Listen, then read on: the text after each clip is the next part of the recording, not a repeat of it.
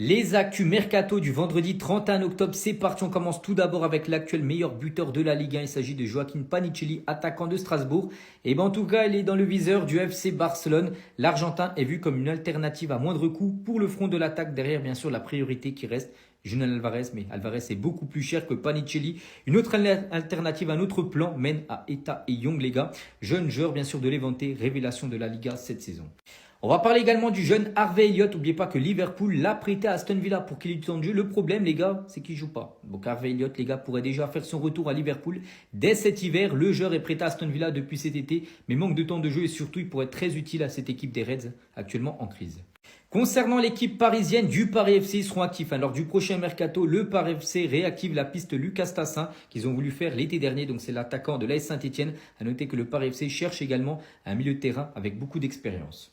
Et on finit aujourd'hui avec Neymar, les gars. N'oubliez pas que son contrat se termine là dans quelques semaines, en décembre prochain. Et Neymar devrait prolonger son contrat avec Santos jusqu'à la fin du Mondial 2026.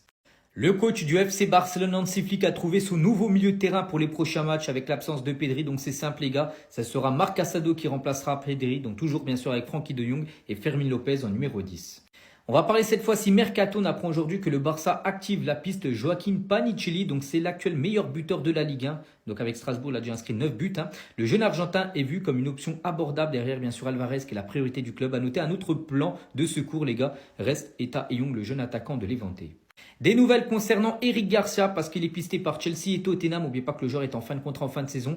Donc n'oubliez pas que le joueur devrait prolonger son contrat du côté du Barça. Donc maintenant qu'il est sur le point de prolonger son contrat, les deux clubs anglais devraient abandonner bien sûr l'idée de le recruter. Des nouvelles concernant Araujo. Donc lors du prochain match, s'il joue après-demain, les gars, il égalera le nombre de matchs de Neymar qu'il avait joué du côté du FC Barcelone. Une info officielle concernant le Camp Nou, le retour au Camp Nou le vendredi 7 novembre prochain. Ça sera une séance d'entraînement ouverte aux supporters. On peut voir bien sûr que ça commencera bien sûr l'entraînement 11h, ouverture des portes à 9h30. On peut voir le prix des billets. Et concernant le Camp Nou, donc bien sûr toujours en travaux. Donc pour le prochain match, on ne sait pas. Il y aura bien sûr un entraînement. Mais voici bien sûr le magnifique stade du FC Barcelone en rénovation. Et on finit aujourd'hui avec ce joueur, le joueur le plus décisif du Barça cette saison, c'est Marcus Rashford.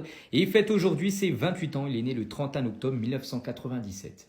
Les actus foot du vendredi 22 août, c'est parti. On commence tout d'abord avec Franco Mastrantano. On apprend aujourd'hui que Xabi Alonso, le coach du Real, envisage de titulariser le jeune Argentin face au Real Oviedo. Donc ça sera dimanche, coup d'envoi 21h30.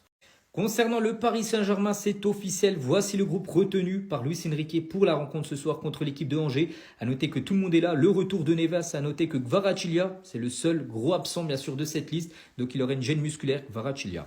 On va parler d'un autre joueur blessé, il joue pas au PSG, il joue du côté de Liverpool, c'est Frimpong et Jérémy Frimpong est blessé aux ischio-jambiers. Son retour sur le terrain devrait se faire uniquement après la trêve internationale de septembre.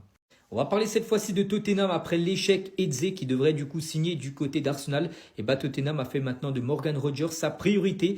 Donc en gros, Aston Villa ne souhaite pas vendre le joueur, mais une offre XXL pourrait tout changer. Et Tottenham, les gars, on parle de chiffres fous. Des chiffres autour de 92 millions d'euros sont déjà évoqués et pourraient même grimper encore plus. Ça pourrait même dépasser la barre des 100 millions d'euros. Le transfert de Rogers du côté de Tottenham. Il y a un autre transfert également qui pourrait se faire, c'est le jeune Hector Ford. Donc il ne s'est pas entraîné avec le Barça ce matin. Départ imminent pour le jeune latéral. Pisté par le Paris FC, c'est finalement à West Ham qu'il pourrait être prêté. Et on finit aujourd'hui avec Aurelio De Laurentiis, c'est le président de Naples, les gars. Il est en interview. Il a confirmé que lors de l'été 2024, donc il y a un an, le PSG avait offert plus de 200 millions d'euros pour le pack Kvaratskhelia, Victor Osimhen. Le FC Barcelone souhaiterait recruter Julian Alvarez pour remplacer Robert Lewandowski. Le FC Barcelone prépare l'avenir en attaque. Lors de la première journée de Liga, le club catalan s'est imposé 3-0 contre Majorque sans Robert Lewandowski, dont le contrat arrive à échéance et dont l'avenir reste incertain. Après avoir étudié la piste de Harry Kane, le Barça cible désormais Julian Alvarez, champion du monde avec l'Argentine et joueur de l'Atlético Madrid. Selon Fitch-Adjess, le club suit de près son évolution et pourrait tenter sa signature à l'été 2026. Arrivé à Madrid l'été dernier, Alvarez est sous contrat jusqu'en 2028, mais pourrait commencer à regretter son choix actuel. Les actus mercato du jeudi 30 octobre, c'est parti. On commence tout d'abord avec le milieu français du Real Madrid, Eduardo Camavinga. On apprend aujourd'hui que Chelsea prépare une offre de 75 millions d'euros pour Eduardo Camavinga pour le mercato estival 2026. Donc on sait que du côté de Chelsea, les gars, c'est quasiment budget limité. On sait que c'est une équipe qui recrute beaucoup et ils veulent le milieu français. En contrepartie, les gars, dans le sens inverse, le Real Madrid, 20 joueurs de Chelsea. Il s'agit de Enzo Fernandez. Toujours du côté de Chelsea, on va parler de Malo Gusto et Chelsea souhaite prolonger le contrat de Malo Gusto. Cette prolongation pourrait également s'accompagner d'une belle augmentation bien sûr de salaire. Discussion en cours entre toutes les parties pour prolonger l'ancien joueur de l'Olympique lyonnais du côté de Chelsea. Des nouvelles également concernant Erling Haaland. On apprend aujourd'hui que le Real Madrid considère la signature d'Erling Haaland qui pourrait devenir une priorité en cas de départ de Vini Junior. On sait que Vini, les gars, il y a des chances qu'il parte. Si Vini part, les gars, le Real Madrid voudra absolument recruter l'attaquant norvégien. Et on finit aujourd'hui avec un coach, il s'agit de Luciano Spalletti et normalement aujourd'hui ce jeudi les gars ça devrait être officiel. Donc Spalletti à la Juventus Turin, Erwigo d'après Fabrizio Romano, il devrait remplacer Igor Tudor viré lundi dernier.